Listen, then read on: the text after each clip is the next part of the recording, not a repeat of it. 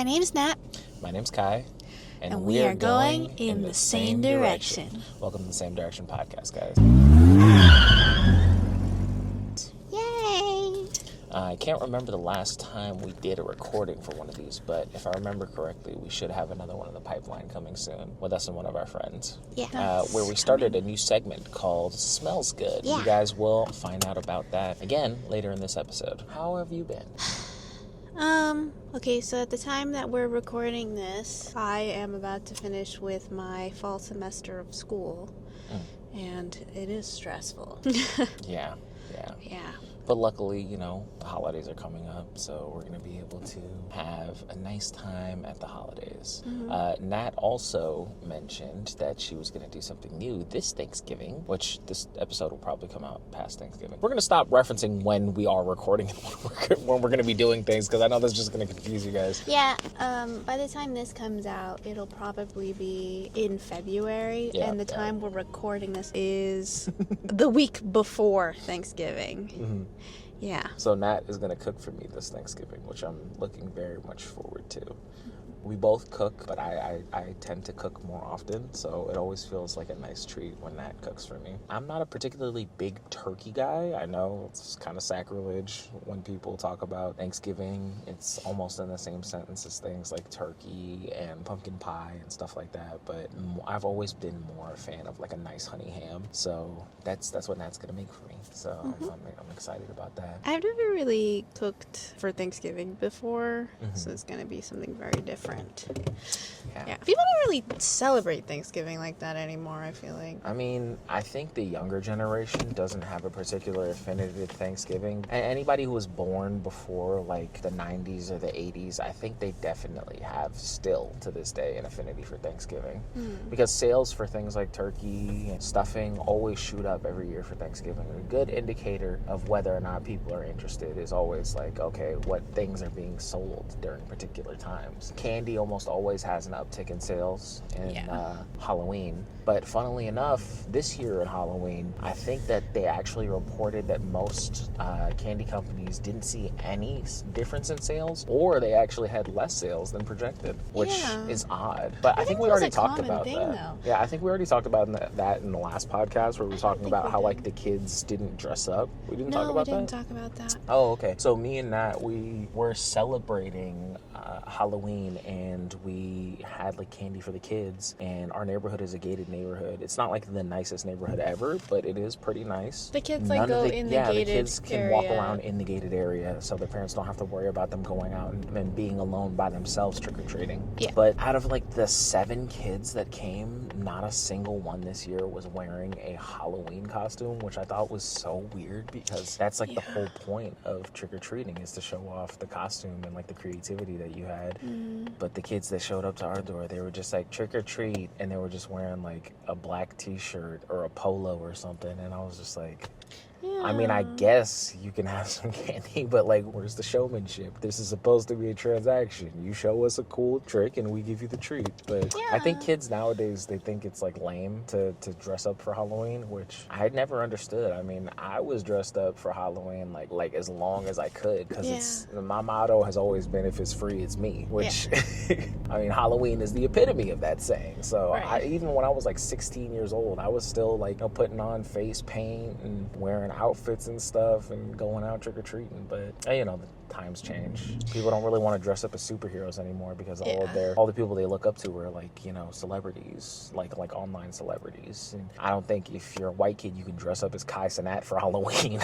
I don't think that works. Yeah. Also, I think like it wasn't just us though, because I remember I was talking to you about this last year. Kids like came back for like 3-4 rounds to get more candy, because we don't have that many kids in our neighborhood. No. So it's they like would families, would just come back and get more candy. But this year, like, they only came once and it was really late and they only grabbed like 1 or 2 candies each. Yeah. I saw this video online on TikTok of like some famous TikToker or whatever. I don't really know her name, but she was talking about how like she was waiting to give out candy in LA too, and she was having the exact same problem that like nobody was showing up for candy and there were no kids or anything. And I remember a few days before Halloween I got this like flyer on my car and it was like an advertisement for this thing called, what's it called, Trunk or Treat or something, or That's just what something kids are like doing that. now, I don't know what it was called. It was what is like, it supposed to be? Like they just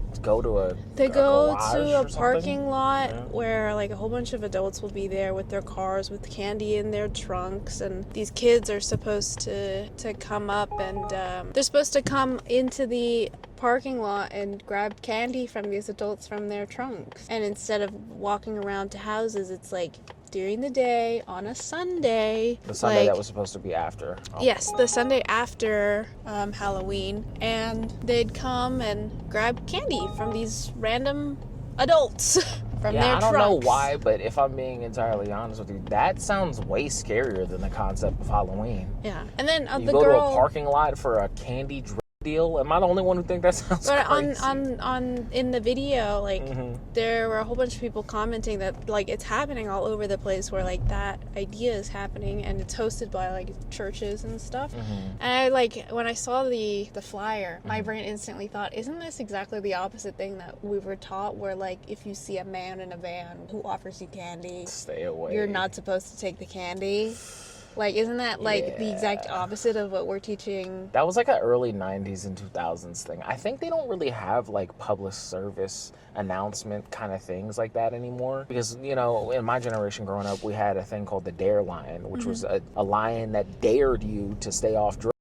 And then what else was there? There was also like public access shows like Elmo, basically like public figures giving you tips about like things to avoid or things that were scary, which now that I think about it, I don't think that same concept exists as like a pillar of, you know, children's programming.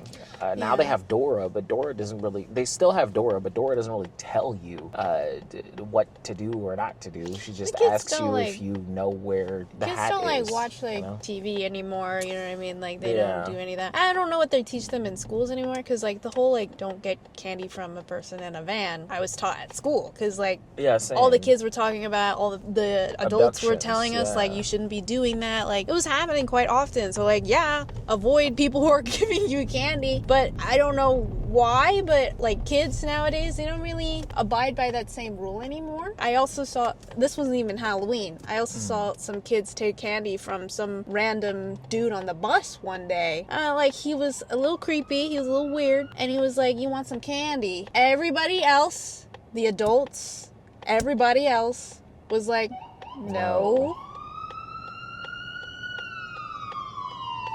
These kids were just like, yeah, I'll take some candy. We're like, do you not even for a second think like there's a possibility you are in harm? You know, well, the thing is I don't think those kids know, because nobody's ever had that conversation with them. Yeah. As much as I think that conversation is necessary, but I mean, what do we know? We don't have any kids. Yeah, but that type of thing is like dangerous, you know what I mean? Like people like lace like items and then stick it on your car door, you know what I mean? Like you can't. Yeah, while that is true, I think most kids aren't going to think of that. And I think most adults nowadays aren't thinking to tell their kids about something like that. Yeah. That being said, though, I think we've spent enough time talking about our little public service announcement. Just to end the segment, kids, if somebody offers you candy and you don't know them, say no. Say no. And bring back Halloween costumes. We'd really like that. We'd like if, you know, kids could have Halloween costumes and be kids again. I'm definitely a Halloween adult. You know how they're like Disney adults? I'm a Halloween adult. I don't think we need to tell them that. You have a whole segment of your YouTube channel where you dress up as Halloween characters, even when it's not Halloween. So Nat has to go ahead and pump gas, because we're going on a trip right now. Yeah, we're going on a trip. I'll tell them about the trip while you're doing what you got to do. Go ahead, my love. But I don't know. I miss Halloween costumes. I miss when people would dress up as like Goku or Dragon, or Ben 10 or stuff like that. What do kids like now? I don't actually know. I've gotten pretty old in the past few years. My knees hurt sometimes when I wake up. You know the last few seconds of popcorn where you shake the bag and it goes pap, pap, pap, pap. Yep. That's what my knees sound like when I get up to go pee in the morning. TMI. It is a bit odd having a conversation by yourself, because I think, like most people, when I am going through the day, I might talk to myself out loud just a little bit. Like when you're in a car and you're driving by the freeway and you see something that makes your brain basically do like a test to make sure you're still awake. Maybe driving by and you're like, Arby's, Hot Topic, Red Lobster. Which it's goofy, but we all have moments like that. Oh, and I guess that's the end of that segment. Nat will have no idea what I was talking about until she goes to edit later. And it'll be just like she's watching the podcast for the first time, like you guys are.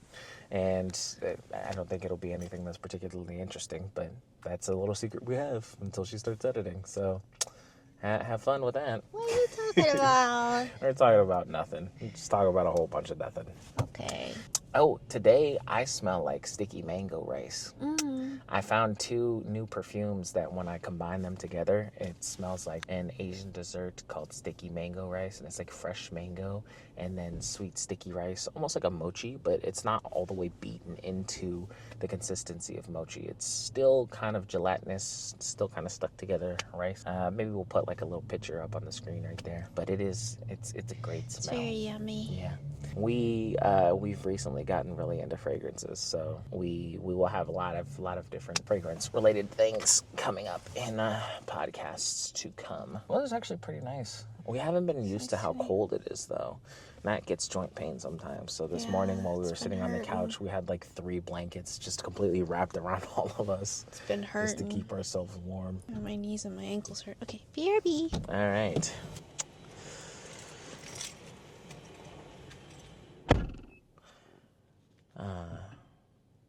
I wonder how people film podcasts by themselves. Do they just constantly have to come up with something to talk about? It seems like infinitely more hard to just talk when you're by yourself and not be like acutely aware of it. Because when you have another person next to you, you get to have like the back and forth. But if it's just you, it just kind of sounds like an internal monologue. And then you're constantly analyzing the internal monologue.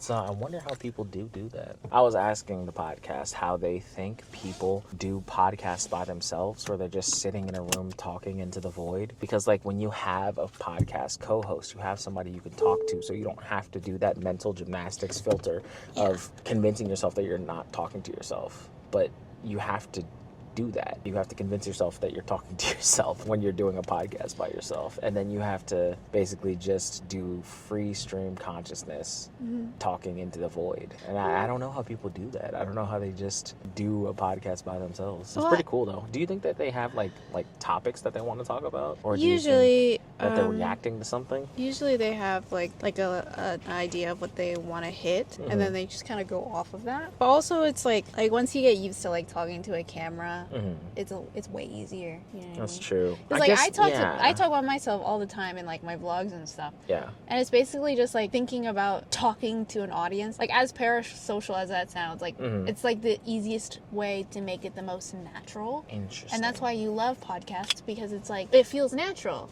Yeah, it just feels like you're listening to a conversation. It doesn't sound like choppy or uncomfortable, because it's like you have to think of it as I'm talking to people, or I'm thinking through my thoughts to explain it to another person, and then that way your line of thought becomes straight. And that's the way that you actually like convinced yourself to make YouTube videos and stuff like that? It makes it way easier to talk to people. So if you just like assume that you're talking to chat, or you're talking to the podcast, then it works out easier. Yeah. Okay, I feel it. That actually makes a lot of sense. I'm glad that I had your perspective on that, because I would just be guessing on what that's supposed to be or what that's supposed to sound like. And you know, another thing that I think is really interesting is like when you have really good conversations with your friends and then they're immediately like, oh, we should have a podcast, like we're so funny. Like the other day I was having people who say that to him too. It's so funny though, because it's like all the people that I have conversations conversations. They're like, yo, you should have a podcast. You're so funny, bro. And I'm like, yeah, we do have a podcast, but I'm not nearly as funny on the podcast as I actually am in real life. Which is so weird that, like, you would think the skills would transfer, that you would go from, like, if you're good at talking, you know, if you're people. just like, if you, yeah, because it's a completely different skill set. You would think that if you are funny in real life, that you would just immediately be funny in a podcast setting, but it's a completely different energy. It is, yeah. And also, I'm not like actively trying when I'm having a conversation with other people. I'm just talking. Whereas when you're in a podcast setting, you feel like the pressure. Yeah, you feel the pressure, and also you feel like there are things that you want to get to that you may not get to because you have like limited time. Whereas if you're just talking with your friends, you could talk forever. Yeah. You don't have to worry about how much storage you have on your capture card. You don't have to worry about how much time you have allotted to the podcast that day. You just talk. I think that's true. Also, it's like when you talk to your friends and stuff, you're way less filtered than you are on this podcast. Oh yeah, no, just I'm because, uncompletely unhinged. It's because it's not my content, okay? No, I know. That's not she's not censoring me, okay? You don't have to type free Kai. I'm fine. Like, we're good. But the reality is the type of humor that I use is a little bit more adult-oriented, which I couldn't do on our podcast. Yeah. Oh, so simply he used for the to fact be on that another podcast where that was his thing. That was our like, whole thing. So the other shtick. podcast that I was on, our whole thing was, it was called the Unfiltered Podcast. Yeah. And I think I've referenced it before in our podcast. But essentially the way that podcast worked was we didn't care about sponsors. We didn't care about who was watching. We didn't care about getting canceled. There's no limitation as to whether or not you think somebody is going to judge you. That's what all of those conversations were. And that's what my humor is in general. Which you can't always do, because this is a podcast for us. This is for fun. But at some point, we would like it to be a business. So you have to be business friendly. Know that brands are at some point going to listen to what you're going to say. So it's not censoring. It's more, I guess, planning for the future. And also, you know, like everything on the internet is like forever. You know what I mean? That, it's and like, also Nat and me, our sense of humor as a unit is different than my sense of humor as an individual. Yeah, it's different. Yeah. It definitely is interesting to know that not all the skills are transferable. Yeah. It's kind of like if you have one friend who's really good at like playing basketball in a park, but if he ever ended up on a basketball team on your school, he just immediately started sucking. That's because he doesn't have the skill set that transfers into that arena, which is you are going to have pressure. You're going to have a lot of people wanting you to perform. I wonder what that restaurant is. There's no name in English. It's just Japanese letters. I am Japanese, but I can't read it. So I don't know if we ever mentioned that. Just a little bit of Kai lore. Yeah. Which, you know, it is kind of funny that the dog you chose for me is not a Japanese dog. Well, actually, what dogs are there in Japan? Like, the only one I can think of that I know, like, definitely hails from Japan is the Shiba Inu. But are there other dog specifics? Are the other specific dogs to certain regions? I think there are dogs that are specific to certain regions. Like they originate from certain regions. But I'm I'm not enough of a dog person, like a dog history buff to like know that. Well, I just go based on like what the names sound like Schnauzer. That sounds like a German dog. A German Shepherd. It's right in the name. It has German in it. I know that I'm not sure, but I know that the dog that we met that belongs to your friend, he like knew his stuff like about his dog. He was like, yeah, like it like my dog is a mix of like a Shiba Inu and also another dog that originates from here, whatever. I was like, wow, like you know all of the lore. Yeah, lore. of the different breeds that are in your dog, and I was like, wow, that's kind of crazy. The friend that we're talking about hasn't been on the podcast yet. At some point, we might have him on the podcast. His name's Tommy. He's a super chill guy. We met going to get sandwiches. Very coincidentally. Yeah. And I also found out that when we were going to get sandwiches, that we work together. Like, we work in the same building. And I knew he worked in the same building. It's just that thing where, like, you see one of your coworkers outside of work and you don't notice them because your knowledge of them is, like, specific to the area that you both inhabit. This is what you look like when you go to work. This is you in your work outfit. and this is you in your street outfit. But like when you see them separately, you have the thought where it's like, oh yeah, you're a person. You are a person that exists outside of my job.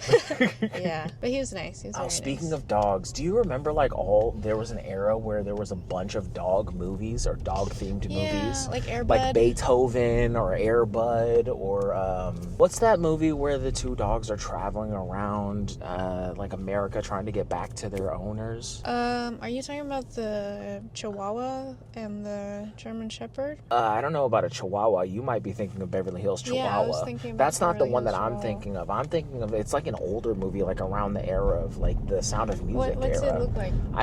It's like A Great Journey or something like that. I'll Google it real quick.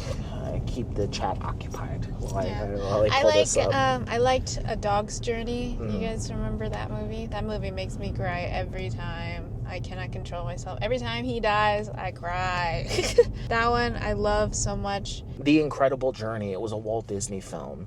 It was two dogs and a cat. Here, I'll read it real quick. Yeah. It's called The Incredible Journey. An old movie about dogs traveling together is Disney's 1963 film The Incredible Journey, about a Labrador Retriever, a Bull Terrier, and a Siamese cat who journey 2,000 miles across Canadian wilderness to get back to their owners. It was based on Sheila Burnford's 1961 book of the same name. Yeah, I remember watching that one when I was a little kid. Oh, Lady and the Tramp. Yeah. Did you ever watch this movie? I feel like it's very niche, and I don't feel like a lot of people watched it because it is a little weird. Yeah. Did you ever watch, I think it was like Cat versus Dog? I do remember that movie. That was a really weird movie. It was a weird niche It was movie. around the age of The like, one with, the Baby evil Einstein cat movies. and Yeah. stuff, And then they had G-Force, which was a movie about hamsters that were spies. Yeah, the hamsters were in the that little was such balls. a weird era of like movies where they were just animating animals to talk. Yeah, to talk. Yeah. And then they were using like CGI to make the dogs' mouths moves like they were using human words. I remember when I was little, I loved that my movie. God. I thought it was so weird, Yeah, but I the also G-Force was like, movie. but I was I just swear like, to God, I really like remember it that for some song. reason. The song that was stuck in my head. Oh yeah. Yeah, it's a funny movie. Yeah, that song and that movie are inherently tied together in my brain because of the trailers. The trailers just had that song. And I mean, that's how they got you know? This is before you could stream anything. So every DVD that you had to wait watched for the had DVD, built-in ads that you couldn't skip at the beginning of the movie. Yeah. It's not like YouTube where 30 seconds in you could hit skip. Anytime you tried to click skip, it would be like, you can't. Like, you are not allowed to skip this. You are going to watch this ad. And the ads were all like 3 minutes long. Yeah. Well, the Because they were trailers used to full be way trailers, longer. yeah. Yeah, and there was always more detail in trailers then too. Yeah, no, that's insane. It was like, I remember I used to like totally click that forgot button over and about over and that. over. Like, come on. I don't want to see this. And sometimes you would get lucky and you'd be able to confuse the DVD or whatever, and it would let you skip all of them. Yeah. Like there's like certain points where you can. Yeah, like in between where it's transitioning for the we sound so freaking old.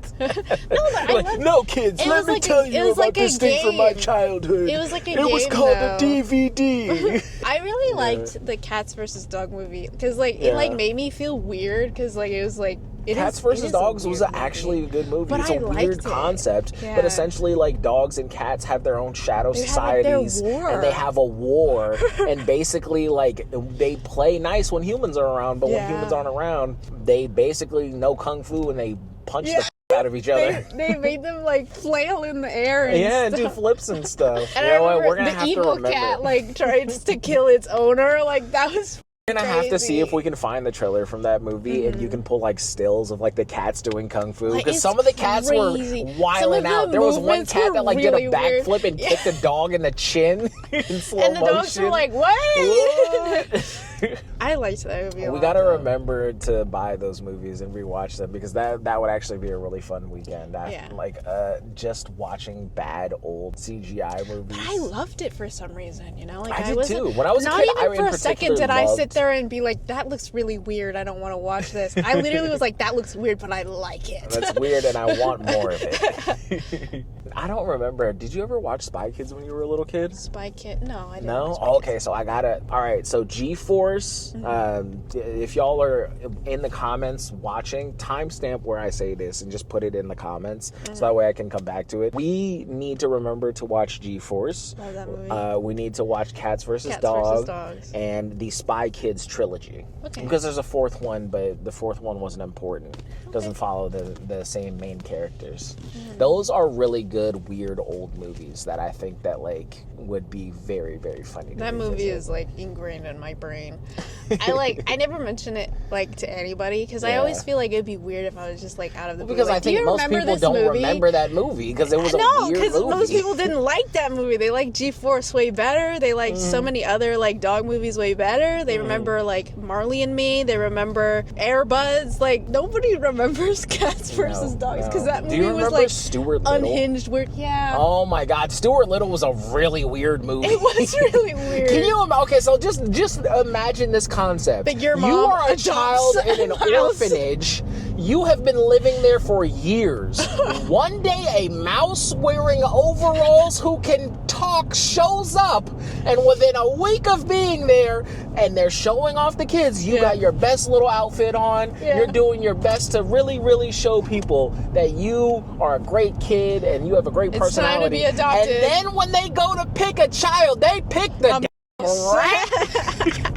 Bro, I would be so sick. It's also awful because like Stuart Little's like parents cared more about the mouse than their own kids. No, their human child. They cared about Stuart Little, even the more mutated rat, more than their human-born child. It was awful. The concept of Stuart Little now is so crazy that like I don't know how you would try and sell that. Like in the big year of 2025, if you tried to sell the movie Stuart Little, you would be laughed out of Disney's offices. Right. They would be like, you want to make a movie about what? You can't do that. Okay, so if we're talking about weird mouse movies, I got another one. Have you ever heard of Mouse Hunt? Mouse Hunt is a movie where people are trying to sell this old house, but there is a territorial mouse that's leaving Home Alone style traps for the people that are trying to catch it. I remember that. Yeah. It was like and a weird, haunted, creepy mansion. They're getting their beat by this mouse, and he is coming up with all the craziest kind of traps. They literally made Home Alone, but for a mouse. But with a mouse. And these people, they're not bad people. They're people who are trying to renovate a house and sell it. Right. And the thing that's stopping them is a demonic mouse that's possessed. Yeah, and they like try to make it so like you're on the side of the mouse. Of the mouse, but if we're being entirely honest, why are we on the side of the vermin that is very clearly possessed? Right, like why are we doing that? And this mouse is so weirdly smart, like it was not okay. No, it wasn't. He was actually more intelligent than the people who were trying to capture him. Like, it's literally Home Alone, but a mouse. What? Why? Why is the mouse smarter than them? If mice were actually that smart, we'd be doomed. Well, I was just having a conversation with one of the people that I game with, and I was talking about like my favorite horror films, and I kind of lean towards either foreign horror or like realistic horror. Things that could happen in real life. Like a good example is The Birds by Stephen King. The Birds is something that could happen if for whatever reason birds ever decided that they wanted to be the dominant form of life on Earth. For every one human being there is 14 birds of varying size and various species. So that could mean you got 13 pigeons and one emu, or that could mean that you get jumped by a crane, a pigeon, an osprey, dodo. Well, no, not a dodo because they're extinct. But I mean, you could argue you could get jumped by 14 bald eagles just on your way to work, and they could just decide that they want to pick you up and take you, and then you're suddenly going from your walk to work to falling from the sky. You could argue that ravens are smart enough to do that type of thing. I guess you could make the argument, but they would have to be conditioned towards something like that. There would have to be some kind of shift that would make it so that it would be more beneficial for them to get rid of human beings. Or they fight The only together. reason that I don't think Ravens birds outside of intellect haven't taken over the planet is because we feed them. Yeah. Birds subsist off of our scraps, so it creates this ecosystem where they don't really have to do anything. They don't have to hunt. All they have to do is be in close proximity to a big city and they get fed. But if there was ever a reason that birds became more intelligent, they would get rid of us. So that's why I am afraid of birds. I'm not afraid of all birds. Yeah. I think I'm cautious. I'm definitely of afraid of seagulls. Seagulls and pigeons are the gangsters of the sky, bro. They will mug you. You could have a sandwich, and 1 second later, you will not have a sandwich. I am an avid hater of ostriches. Ostriches? Those things are scary. They're giant. I'm an avid hater of ostriches. Oh, are you gonna tell them the ostrich story from when you were a kid? Oh, when I was little, I went on a trip to Vietnam, and my parents, they took us to a zoo. Yeah. And at the zoo in Vietnam, they have ostriches. And the ostriches, they're ginormous. In the world, there should be no such thing as a fucking ostrich, okay? They are too goddamn big, okay? They let you ride the ostriches in these zoos, okay? I was tiny, okay? Very little. I was literally lower than my knee height, okay? And my parents thought, we should do that. We should put our them tiny on 1 foot and a half child on a giant bird. Right. A giant murder bird. When if you put a grown adult on an ostrich, that thing is heavier than a grown adult, okay? Yeah. That thing could kill a grown adult. And also, you decided they're super to put fast. that tiny little child on top of the ostrich? Really? And they put me on top, and I was so scared. Because the thing is, when it walks, you can feel the heft of its paws. Of when it walks, or its right? claws, I guess. Do ostriches have paws or claws? They have claws. They have claws. But you can feel the heft of their whole body when they move. And it was literally dum, dum, dum. And I was on top, and I was like, ah! And they didn't, keep in mind, they didn't have saddles, they didn't have nothing. They stuck me bare on top of that fucking bird. Okay? Yeah. And I was so scared, and I didn't know what to hold on to because they didn't have anything They don't have to anything hold. on their neck. Their neck is just skin. Right, there was no rope or anything I could hold. They were just sit on it. I was like, okay, what do I hold on to? If I pull out its feathers, it might kill me. Right, I don't want to pull on and I don't want to pull on its neck scrotum. Right. Because can you imagine if you had somebody you. grab you by the neck when you were on their shoulders? You wouldn't think, let me keep that person safe. You'd be like, get the hell off me. Also, I'm tiny. Their necks are way bigger than they look in images, okay? I was looking at it, I was like, I can't grab anything on this thing. No. Also, if I did and it got mad at me, what am I supposed to do? What are you gonna do? I can't punch it in the eye. Its eye is 4 feet in the air above me. And the zookeeper can't do anything because it's a an ostrich. What are you gonna do? Oh, Bessie, calm down. Right before he punts you in the head with a foot that's 17 pounds. If they peck at your skull, it'll crack immediately. It'll peck. Fun fact about ostriches: if you make them mad, you're not gonna be able to outrun them either. Right. They run 45 miles an hour top speed. There's literally nothing I can do. 2 times the speed of the fastest man in the world. The fastest man in the world will get run down by an ostrich like nothing. And I'm on top of this thing. Okay, he would get 3 steps away, and the ostrich would proceed to chomp his neck off. I was like, what do I do? Okay, I forget about this instance. Okay, because I was really tiny. I know I was scared though. And then later on in life, I go and I take a trip in Oklahoma with my mom, and we go to one of those drive-through zoos. Yeah. And at the drive-through zoo, they had ostriches. And the drive-through zoo, they give you a little cup of food to give to all the animals, and you drive through with your windows down. I was so scared when I saw the ostriches. He stuck his face in the car? He stuck his head in the car to grab my hand. I was like, no, get out. And I couldn't do anything because I can't hit it. It's an animal and it's at a zoo. Okay, I'm pretty sure hitting an animal at the zoo is a big no-no. Yeah, I don't think that goes well for anybody. I was like, I can't close the window. If I close the window, that might hurt it. What if its head gets stuck inside and it'll start pecking at me, right? So I was like, okay, I'm just gonna hope that it's gonna go away. It doesn't. So I grab a handful of food and I throw it out the window, and then it runs after it, and I bolt. I hit fucking gas, and my mom was like, let's go, and then we start going, and I'm going through the little drive-through zoo, and I'm like, okay, disaster's over, right? they probably won't follow. I look in the mirror, and there is 3 ostriches running after my car. Oh my god. And I was like, and you know that it's not like full speed running either. They were just like, let's go, I'm coming. Like, I was like, no. And then after that point, anytime the ostrich came near my car, I just pulled up the windows because I was like, I am not letting you in. I am not feeding you. And like one of them, I think, like tried to like friendly peck at the top of the car, and I was scared. Like, I was so scared. Like any of the other animals, fine. You know, like I saw fuzzy cows, I saw zebras, I saw a zebra that sneezed on my mom's face. Like all of this stuff. Fine. Oh, also llamas spit, by the way. Yeah. And when they spit, it's not like a little puh, it's a spray. Like they have a spray that they shoot at people. They will paint you. Llamas spit. If you ever go to a petting zoo, you should be at least 2 arms lengths away from them, so you don't get hit in the face with a super soaker loogie. That is like the one bird that I'm like, I cannot. Like ravens kind of freak me out a little bit, but did you know don't ravens can talk? me. Fun fact: ravens can talk, but because they don't have the same kind of vocal cords that humans have, their voices sound terrifying. Yeah. Their voices genuinely sound like horror. Yeah, it's creepy. Yeah.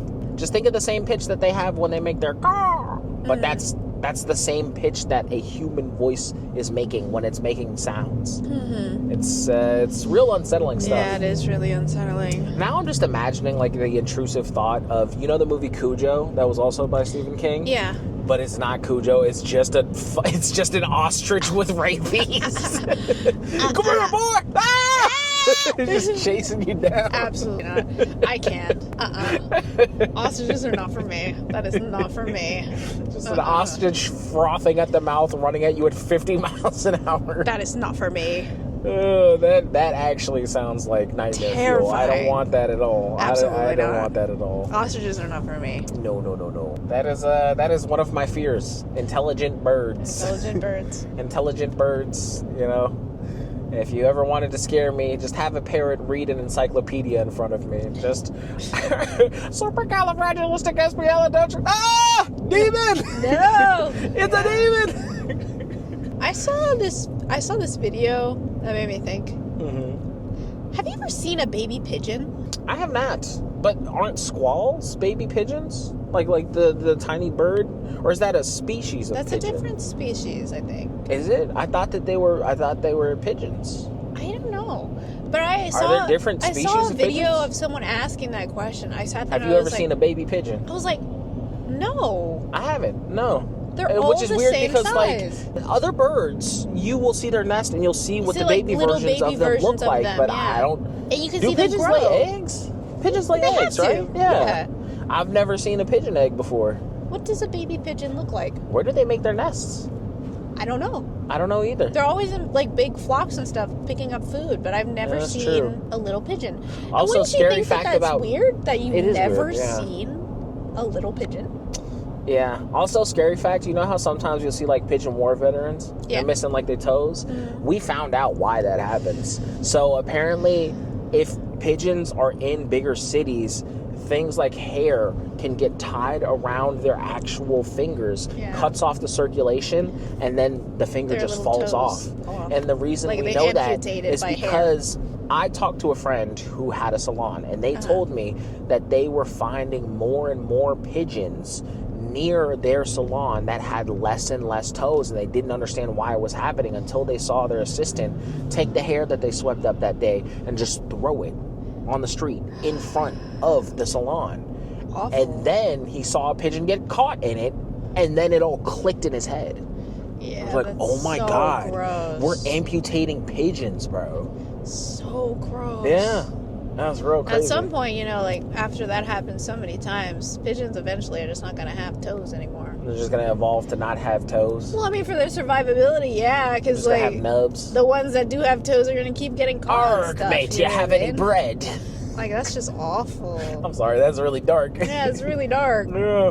If you guys have ever seen a baby pigeon, comment below. Or, you know what? We'll Google it, and then we'll throw, like, a picture up here. I don't think... I've never seen one. We'll figure it out. We'll figure out what a baby pigeon looks like. Here you go. This is what a baby pigeon looks like. I don't know. Unless, like, they're like, pigeons hide for a certain amount of years. Before they actually come out. Yeah, I don't know. I also don't know if pigeons actually bring food back to their nests, because pigeons don't really I think they just forage. Their behaviors I think they just, like, don't scavenge. really seem like they would come back to take care of a nest. No. And there are some birds that don't, you know? Yeah, true. So I don't know. I don't know either. We are kind of hitting a little bit of a lull. Do you want to use this time to do Smells Good?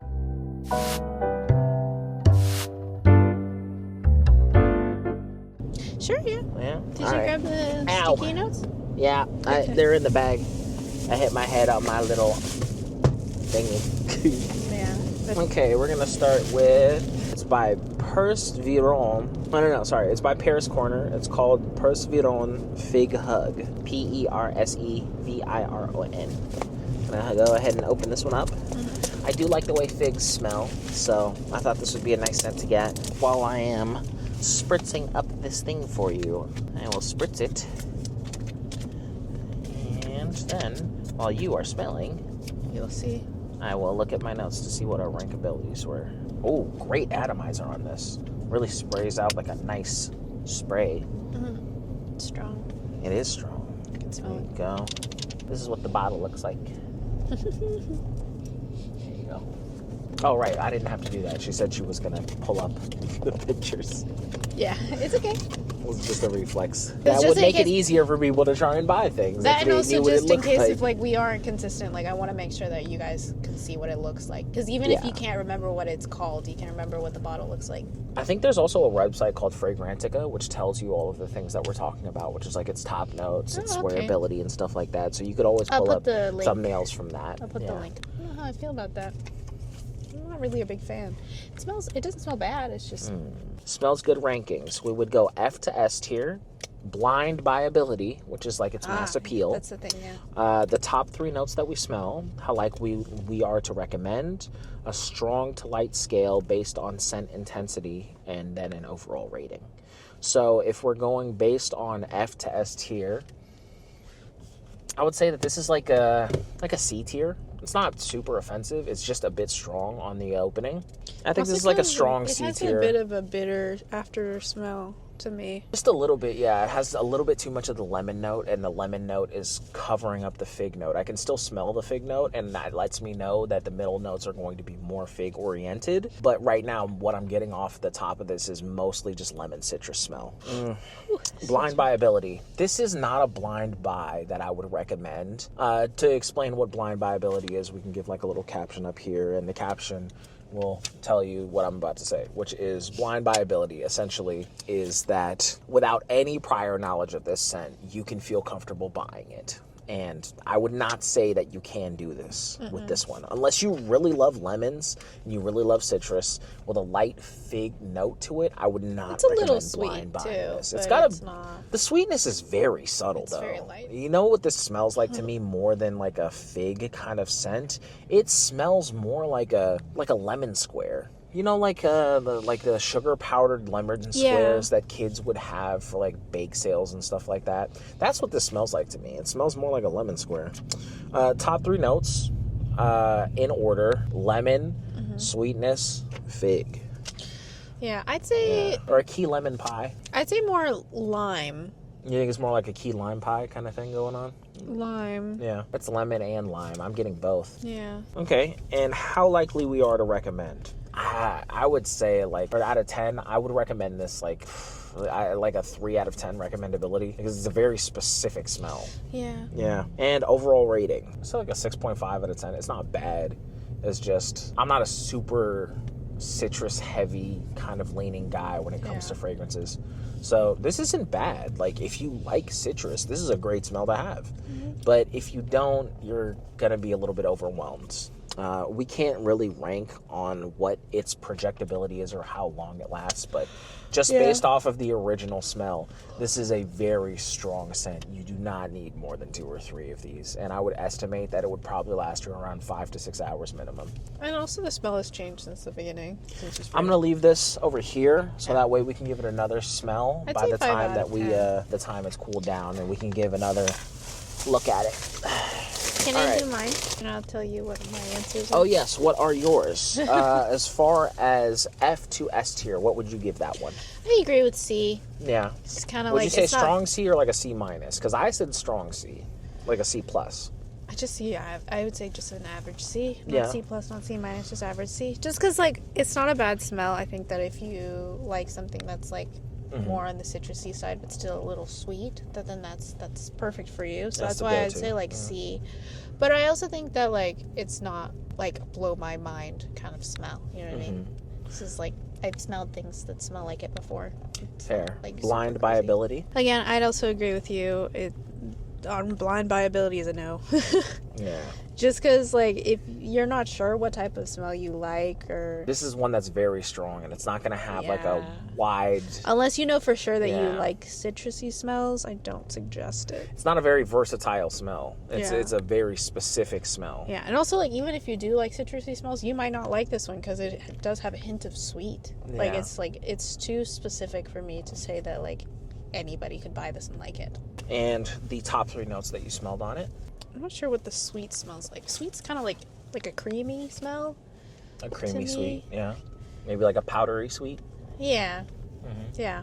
And then also a bit nutty. Nutty. For me. Interesting. A strong to light scale based on scent intensity. Do you think it's strong? Or do you think it's light? Do you think it's medium? Medium. You think it's medium? I think it's a really strong scent. I think it's strong to medium. Yeah. Yeah, and obviously, like, on skin, it'll smell different, and on different people, it'll smell different. So I think I would say strong to medium, because I've definitely smelled stuff that's, like, way stronger. Yeah. And overall rating out of 10? 5. 5 out of 10? Yeah. It's just average. Fair. Okay, we can move on to the next one. This one we've actually smelled before, but it's been a while since I smelled it, so I kind of wanted a refresher. Yeah. This one is called Cognac Blaze. Great atomizer on this one. This one's nice. It smells holiday. It does. This actually smells like a great smell for a holiday. Like a sweet cinnamony, cidery, apple pie-y kind of smell. Yeah. It smells like the McDonald's apple pie. It kind of does. It kind of does. That's kind of crazy. Now that you're saying that, that's all I can smell. Right? It smells like the McDonald's apple pie. Smells like a McDonald's apple pie. That's kind of wild. All right, ranking. I would say this is a strong B+ for me. Yeah. This is a strong B+. It's got nice notes of cinnamon, caramelly smell. It's got a little bit of alcoholish smell, but just barely noticeable. Yeah. If you like cognac, I mean, it's right there in the name. You get a hit of that. Yeah. But it's not overpowering, because some smells, they have like a very overpowering alcohol forward scent at the beginning. That's true. And this, it does have that smell, but it's not overpowering. It smells good. If I was going to give this a tier, I would say like a B+. Blind by ability.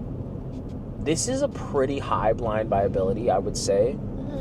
I would say it's like a 7 or an 8. This is a high level of blind by ability. I would say it's like a 7.5.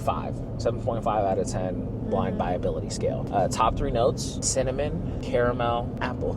Yeah. And then honorable mention would be like a cognac smell. How likely I am to recommend this? I think that this would be like a 8 or a 9 out of 10 recommendability. I would say like 8. This is a very, very likable smell. I would recommend it. 8 out of 10. This is a solid, anywhere between like your first and third scents that you have bought. This would be perfect for any of those. Strong to light scale based on scent intensity. I would say that the scent is like a medium, a low to medium. It doesn't have like a ridiculous amount of projection on it, but if you are within like, you know, I would say like half an arm's length of a person, you'll definitely smell this on them. Yeah, like this distance, you'd be good. It smells nice, but it's not like overpowering, you know? That's true. Let's see. And overall rating. I like this one. I'm going to say 8. 8 out of 10. Yeah. Okay, my turn. All right, your turn, my love. Okay, go for the questions. F through S rank tier. I'd also say B. Yeah. Just an average B. It's very good. Also, we don't talk about what we're going to rank beforehand if you guys think our rankings are too close. Yeah. We just say what we think, and we happen to have very similar scent, preferences. But yeah, I think this is an average B at this time of year. Mm-hmm. Maybe my answer would be different at a different time of year. Like if it was summer, I might be like, this is probably like a C. Yeah. But it's winter. This is a great fall as scent. of like right now, like this is like perfect. And blind by ability. I think I said 7.5 on this one. I'd say 8. Most people like that kind of like nostalgic holiday smell. Mm-hmm. It does kind of smell a little bit like a candle. Mm-hmm. Not in a bad way though. Like it's like that nice, like a really comforting good holiday smell, and it's also like not too strong. So that's why I also think it's like pretty easy. You could use this for an everyday thing too. It's definitely something easy to be like, hey, like you would like this most likely if you bought it. I do think that like if some scents are too strong, it could be hard to say that, but I do think that this one's not very crowd pleasing. Yeah, I think it's good. All right, top 3 notes that you're smelling. Cinnamon, apple. I'd also say kind of like a sandalwood type of smell. Interesting. I didn't pick up on that. That's nice. I'd say so. You do like sandalwood though, so you would probably notice that I more love than I would. sandalwood smells. Yeah. How likely you are to recommend on a scale of 1 through 10? Probably an 8 again. Yeah. I do think that it's kind of hard to miss with like such like a nostalgic smell. Mm-hmm. Strong to light scale based on scent intensity. Lower to medium. Yeah. Yeah. It seems like a low. Because when you first sprayed it, I smelled it like immediately, but strong. It faded way faster. It does fade, but it's still noticeable. But you can smell it. I think that this would be a scent that would probably last you somewhere in between like 3 to 4 hours, just based on my estimation. Yeah. Because the initial spray, very strong, but it cools down very quickly, so that leads me to believe that it wouldn't stay on your body. I don't think so, yeah. Especially not your clothes for a super long time. I think maybe it would last a little bit longer on your skin if you wore like some kind of scented lotion. Mm-hmm. But other than that, this seems like a smell that you would wear for a nice holiday party or something like that. Like if you're gonna or like a dinner, do like a family get together for holidays, like you don't want to like offend your grandma because you smell too much. Like this would be perfect. I think that this would be a scent that you could use in a lot of friendly settings, cozy settings. Yeah, like if you're going for a nice family dinner, or if you're going for like a nice holiday party or a white elephant gift exchange, something like that. Mm-hmm. Perfect scent. I agree. Yeah. And overall rating out of 10? For me personally, I'd say a 9 out of 10. 9? Wow. Because it's something I definitely would wear. That's some great praise from you. I think I did, what did I say, like 8 out of 10? I said 8 out of 10. I said 8 out of 10. She likes this one more than I like this one, and I like this one a lot. So. Well, I like to bake. I like the holiday season. I like fall a lot. Like, you got me there.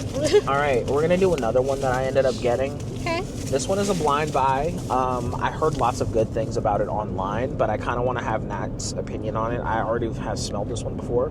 It's called 1 Million by Paco Rabanne. Okay. And this is a designer scent. So if you were thinking about getting this one, it is going to be a little bit more expensive. You may be able to find it on certain online stores like Overstockers or, tester stores where they resell things that are in the store that's like the test scent. Mm-hmm. So it may not always be 100% full, but they'll sell it to you if you don't care about stuff like that for cheaper. Atomizer on this one isn't great. That wasn't like a super nice spray. It was way weaker. It was a way weaker spray. Let me give another. Okay. It's kind of a mist. Yeah. It is a very cool looking bottle though. If you care about stuff like that, it does have like a high collectability kind of factor to it, a nice aesthetic. It's modeled after a gold bar. So if we can find the picture, it'll be right there. Yes. This one is hard for me because it's nice, it's subtle, it's soft, it's high class, but it doesn't have a lot of personality. This is a very inoffensive scent. It's nice. I could see it fitting in most settings, especially if you wanted to go somewhere nicer, like, get a nice, like, high-class dinner with a girl. This is a great scent for a date night, especially if you're going to be going out for dinner. I wouldn't wear this at the club, but this definitely works for like an intimate setting. Oh, I also want to mention, when we talk about scents and perfumes and colognes and stuff, we don't really, this is for like a guy or a girl or etc. We think more just unisex. It's just like whether or not the smell there are smells certain good. scents that are marketed towards men and marketed towards women, but we don't really do that. care about that particular classification. So we don't really care whether or mention not that. Something smells good. Yeah, so we don't. So do keep that in mind when you are buying scents, that certain scents will say for men, for women. We don't go based off of that, but if there is a scent that has for men or for women in the title, we will tell you that this one is marketed for men or women, so that way you can pick the right one.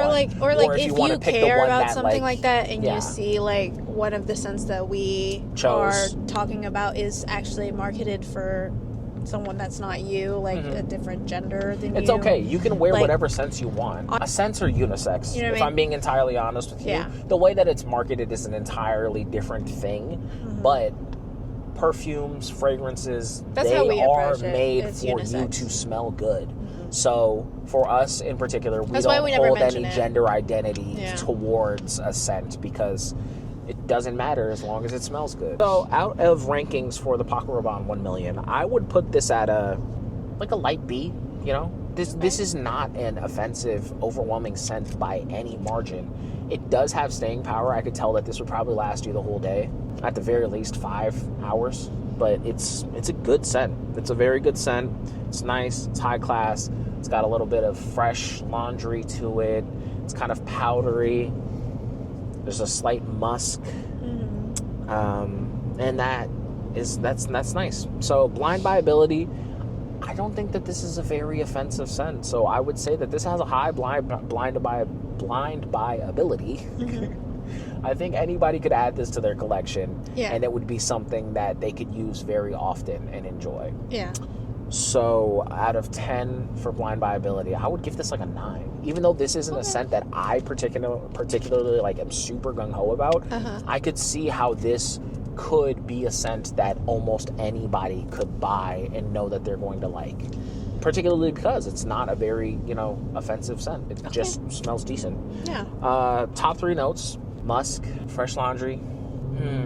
There's kind of like a thing here that I'm smelling that I'm not 100% sure of. Maybe like a lilac, lavender, sage, some kind of ground flower, something that has like a earthiness to it, but I'm not necessarily picking up on it because it's kind of subtle. You might be able to figure out what it is, but I'm having a hard time. So I guess I would just say some kind of like flowery freshness. Okay. How likely am I to recommend this to people? I'd say like a 9 out of 10. I would definitely recommend this to people. It's not for me, but it's nice. Strong to light scale based on scent intensity. The scent intensity is very low. Yeah. This is a low scent intensity. Doesn't project off of you a whole bunch, but if anybody is within like just, I don't know, maybe if they're like one arm, maybe if they're like very close to you, they can smell this. Yeah. And it smells good. Overall rating, I'll say like a 7 out of 10. 7 out of 10 for me personally because it's not bad. It's just missing personality. Okay. Here you go. F through S tier. I'd say this is like a C+. Yeah. Yeah. I think that like it's very, very, very, very soft. And it kind of smells like a wildflower. Like a peony. It doesn't have a strong scent, like at all. It's quite soft. It's not offensive, but it's not. I don't think it would be as low as the first one we smelled. So that's why I'd say C+. Yeah. I wouldn't necessarily say B- just because it's not.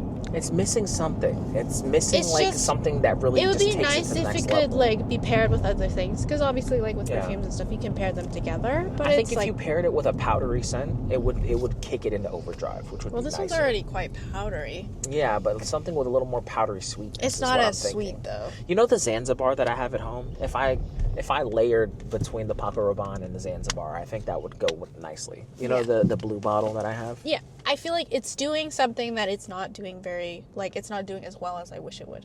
I have other scents that do this better, is what I would say. Yes. Yeah. Blind by ability. probably just say like a 5 out of 10. Mm-hmm. Just because, like, it feels like something that, yeah, it's, like, not an offensive smell, but it's also not very strong, like, at all. Mm-hmm. So when you buy it, it'll smell good in the bottle, it'll be aesthetic, but... You'd really have to douse it on yourself. You'd have to put a lot. For a long time. Yeah. Also, like, it might not even, it doesn't even do the thing that it's trying to do, like, super, super, super well. Mm-hmm. So I just feel like it's just average. It's just 5 out of 10. Yeah, your money would probably be spent better. If you really wanted a designer fragrance, I would choose something that has a little more staying power. If you want to do something like this smell, there are, like, other ones that do better, I feel like. Mm-hmm. I think that you are correct. I think that there are scents out there that do this better, and they last longer. Mm-hmm. Okay, top 3 notes. Kind of hard to tell. Yeah, I know, right? It's very subtle. Yeah. It ain't bad. It's just, you know, it's just okay. It just smells like it smells like powder. It smells like a powdery smell, and it also smells a bit like a flower. Like flowers. Yeah. It's a sweet, but it's like a powdery sweet. Yeah, you know what I mean? But not sweet enough. I think if it was more sweet, it would actually work very well. Yeah, I agree. How likely you are to recommend? Are you gonna put it like a 2, a 0? Yeah, I'd say like a 2. A 2 is rough. Cause it's not. I was joking. I didn't think she was gonna actually say 2. No, it's just it doesn't have much to it. It's like so weak as a smell. Like it's not worth it. Yeah. It's like the smell that you're trying to get, you can't even get much of it because it's like such a weak smell. Yeah, no, I get that. I can respect that. Strong to light, the lowest. Yeah, extremely low. It's definitely the lowest. Overall rating? 4.